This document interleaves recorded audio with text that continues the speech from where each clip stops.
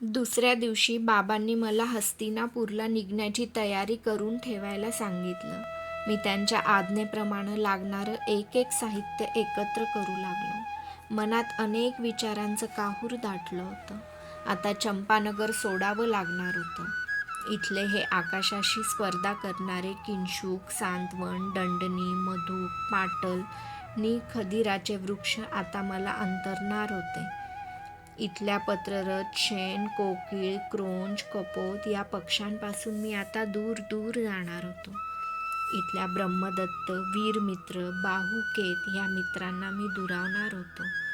वटवृक्षाच्या गर्द छायेत असलेल्या नि मला गेली 14 वर्ष आपल्या प्रेमाचा उबारा देणाऱ्या त्या सुंदर पर्णकुटीला मी आता आचवणार होतो, जिनं मला तळहाताच्या फोडाप्रमाणे जपलं होतं, गाईच्या वासरासारखं वाढविलं होतं, हरणीच्या शावकासारखं जतन केलं होतं. त्या राधा मातेला सोडून मी आता दूर कुठंतरी जाणार होतो, जिच्या दुधाचे तुषार अजूनही माझ्या ओठावरून सुकले नव्हते. त्या माझ्या प्रिय मातेला अश्रूंशिवाय दुसरं काहीही न देता मी जाणार होतो. वसुदादा, वसुदादा या नावाचा उच्चार करताना ज्याचे ओठ कधीही थकले नव्हते, त्या चौकस, निरागस नि भाबड्या शोणाची आणि माझी आता ताटातूट होणार होती. आणि सगळ्यात मोठी अशी एक गोष्ट मला एकसारखी जाणवू लागली की इथल्या गंगा मातेच्या अफाट पाण्यातून वर येताना माझ्यासाठी उत्साहाचे प्रचंड स्रोत घेऊन येणाऱ्या सूर्यदेवांना पुन्हा त्याच स्वरूपात मी इथून पुढं पाहणार नव्हतो. मी हस्तिनापूरला जाणार होतो. कसं असेल ते हस्तिनापूर? तिथं मोठमोठे वाडे आहेत म्हणे, प्रचंड व्यायामशाला, अनेक शास्त्रांनी ठासून भरलेल्या शस्त्रशाला, फुरफुरणाऱ्या धिप्पाड घोड्यांच्या रांगांनी भारून गेलेले अश्वशाला, सांतवन वृक्षासारखे आकाशाच्या पोटात ज्याचे कळस गेले आहेत अशी भव्य मंदिरं तिथं आहेत. आणि दाराच्या कवाडासारखी छाती असलेले पिळदार दंड आणि मांड्या असलेले असंख्य योद्धे यांनी ते गजबजून गेलेलं आहे. कुरुकुलातील पराक्रमी राजांच्या राजधानीचं नगर आहे म्हणे ते. कोणत्या दिशेला असेल ते? विचारांच्या तंद्रीत हाती लागेल ते साहित्य मी भराभर रथाजवळ आणून ठेवीत होतो. तेवढ्यात शोण बाहेरून आला. त्यानंही मला मदत करायला सुरुवात केली. त्याला अजूनही कल्पना नव्हती की आज मीही जाणार होतो.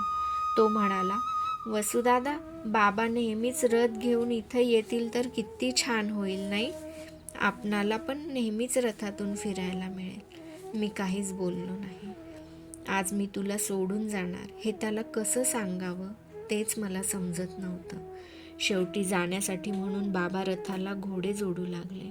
शोनच त्यांना एक एक घोडा आणून देऊ लागला. दारात उभ्या राहिलेल्या आईला मी वाकून वंदन केलं. मला वर उठवीत तिनं माझ्या मस्तकाचं दीर्घ अवघ्राण केलं. मला उराशी कवटाळीत भारावून ती गदगदून म्हणाली, एकच लक्षात ठेव वसू, गंगेच्या पाण्यात कधीच खोलवर जाऊ नकोस. तिच्या डोळ्यातून अश्रूंच्या सरी ओघळू लागल्या. त्यातील 2 अश्रुबिंदू माझ्या मस्तकावर पडले. माझ्या सर्वांगावर रोमांच उभे राहिले.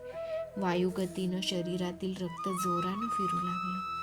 माझ्या रक्तातील बिंदू न बिंदू त्या अश्रूंना आत्यंतिक प्रेमानं सांगत होता, माते, तुझ्या या उपदेशाचं मोल कसं जतन करू? केवळ एवढंच सांगतो की साक्षात मृत्यू आला तरी तुझा वसू कधीच सत्यापासून किंचितही ढळणार नाही. काहीतरी आठवल्यामुळे ती पुन्हा पर्णकुटीत गेली. लागलीच बाहेर येत तिनं माझ्या हातावर एक चांदीची लहान पेटी ठेवली.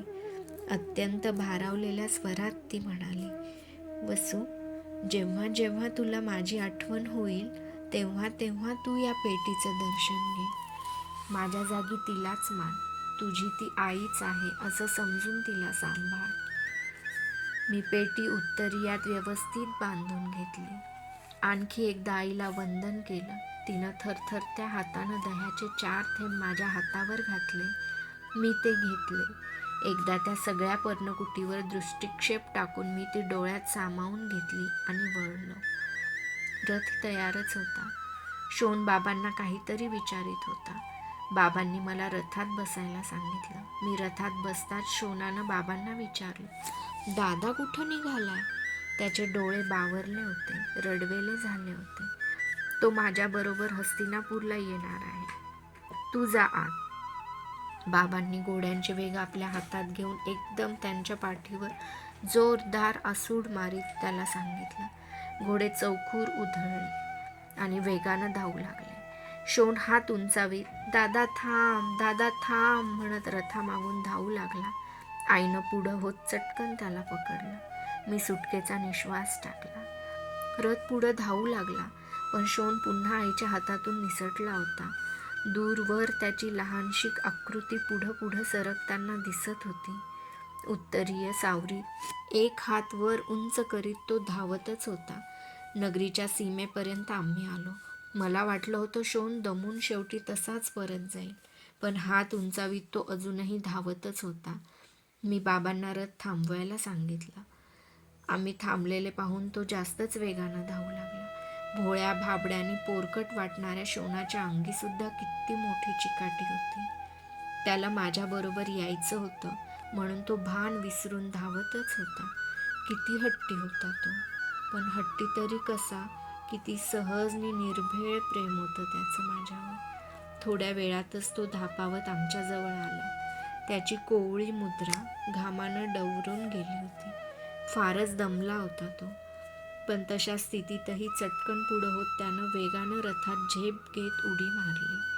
चेहरा रडवेला करून धाप लागल्यामुळे तुटक तुटक शब्दात तो म्हणाला, म म मला मला सोडून जातोस की काय रे दादा? तू तू तू गेलास तर मीही तुझ्याबरोबरच येणार, परत जाणार नाही. मी बाबांच्याकडे पाहिलं. क्षणभरच थांबून कसला तरी निश्चय केल्यासारखं ते म्हणाले, ठीक आहे, चल तुम्ही. शोनानं आनंदानं मला एकदम कडकडून मिठी मारली. मी उत्तरीयानं त्याच्या तोंडावरचा घाम पुसला. खरंच किती भाग्यवान होतो मी. मला शोनासारखा प्रेमळ भाऊ लाभला होता. नगरीजवळची एक एक खुणेची ठिकाणं मागं पडू लागली. आजूबाजूच्या गर्द वनराईत चंपानगरी अस्पष्ट होऊ लागली. माझं बालपणही अस्पष्ट होऊ लागलं. माझ्या बालपणाचे ठसे उमटलेला तो हिरवा आसमंत क्षणाक्षणाला डोळ्याआड होत होता. बकुल, खदीर, दंडणीचे वृक्ष मागं पडू लागले. भूछत्रासारख्या दिसणाऱ्या चंपानगरीतील आमच्या शेजाऱ्यांच्या पर्णकुट्या मागं पडू लागल्या. 2 दिवसांपूर्वी ज्या पठारावर आम्ही राजसभेचा खेळ मांडला होता, ते नगरीबाहेरचं पठार आलं. त्यावरचा काळा पाषाण मध्यभागी एकाकीपणे तापत उभा होता. मला राजा म्हणून मान देणारं ते लुटुपुटीचं पाषाणाचं सिंहासन, महाराज वसुसेनाचं ते सिंहासन मला मूकपणे निरोप देऊ लागलं. हात उंचावून मी त्याला आणि चंपानगरीला वंदन केलं. माझं जीवन, बालपणाची हिरवळ सोडून धावू लागलं चंपानगरीकडून